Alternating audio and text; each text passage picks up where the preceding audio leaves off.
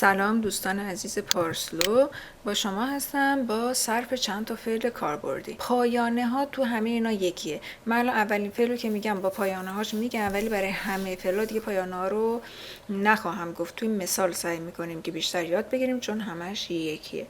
خیلی خوب بچه ها، پس گفتم ایتی هست، معنای توی در واقع فارسیش همون رفتن. خب میخوام بگم که من میرم. پس چجوری میگم که یاز گرم. خب این تبدیل میشه مصدر، گفتم ایتیه ولی میشه گرم. پس این گره میاد همیشه یاز گرم. خب تی گرش. آفرین. چجوری صرف کنم؟ بیا تو این جدول دیگه بگو یاز. خب یاز چی میشه؟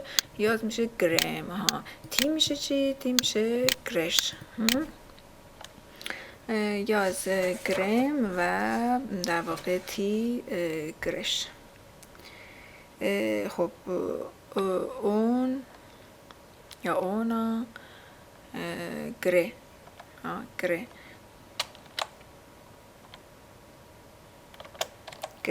این استثناء هست دیگه، آ نمیگیره اینجا. خب اصلا میتونم بگم اینجا یا آ هست یا هیچی. خب پس اون گره، اونا، اون، یا اینجا بگیم اونا گره.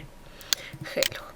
بعد میام سراغ چی؟ می دو گره و وید دو گرستا. استثناء است این فعل. خیلی خوب. پس گرستا. بعضی از فعل ها هستن که یه نمیگم گریتا، باید گرستا. اینو دقت کنید. اونا دو گرستا. خب از این س هستشان گرستا. بعد بریم سراغ بگین چرا. برای اینکه زبانش اینطوری. خیلی چیزا رو نمیشه یاد بگیرید برید جلو. خیلی فعلا من تا اون جایی که بتونم قواعدی که خودم استخراج کردم و بهتون میگم، ولی واقعا تو سطوح بالا که برین میبینید یه جاهایی از معلمتون میپرسین که مثلا چرا اینطوریه، میگه که واقعا دلیلی نداره. یعنی حتی بعضی قوانین که اینجا یاد میگیرین بعدا ممکنه یه مقدار نقض بشن. پس بنابراین به همون شکلی که میرین جلو تو همون میزانی که برای پاس کردن و گذراندن امتحان لازمه یاد بگیرین کافیه. خب بعد می گره ما درست شد. وی گرسته. دوباره شد سته. وی گرسته و اونی گره یو. این ممکنه به شکل گردو هم بشنوید ولی گریو شما بگید بهتره. خیلی خوب. پس این به این فرم س دقت کنید توش. خیلی خوب.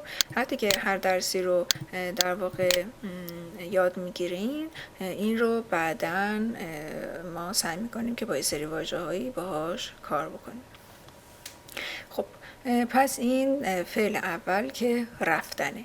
حالا من چرا اومدم با فعل رفتن برای شما شروع کردم اینجا رفتن، مصدر رفتن، به این دلیل که یکی دیگه از کاربردهای چترتیسکلون یا سکلون چهارم اینه که من دارم میرم به جایی. پس دقت کنین توی زبان اسلوونایی که شما به جایی برید یا در جایی باشید کلاً نوع اسکلونش متفاوته.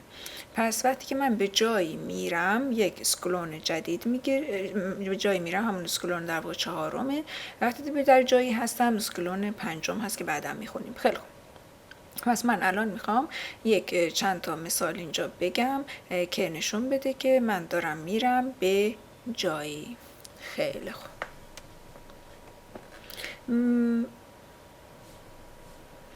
برای اینکه شما نشون بدید دارید به یک جایی میرید، از دو تا حرف استفاده میشه که اینها در واقع او و نا هستن. او و نا. او و نا. خب او و نا. او یا و هم بعضیا میگن. او یا و. حالا فرض کنیم من میگم من میرم مدرسه. خیلی خوب. یاز گرم. خب اینکه شما کدوم یکی از اینا رو به کار ببرید یه قوانینی رو میشه براش گفت، ولی همون قوانین هم یه موقعی خودشون نقض میشن. همه کلیشو در واقع براتون خواهم گفت. حالا مثالش رو ببینید. یاز گرم و شولو. پس شولا هست مدرسه، شولا. ولی وقتی که اینجا میاد گرم میاد، وقتی من دارم میرم به اونجا، در جهت رفتن به اونجا هستم یا در مسیر رفتن به اونجا هستم، اونجا مقصدی است که من دارم اونجا میرم، یاز گرم و شولو.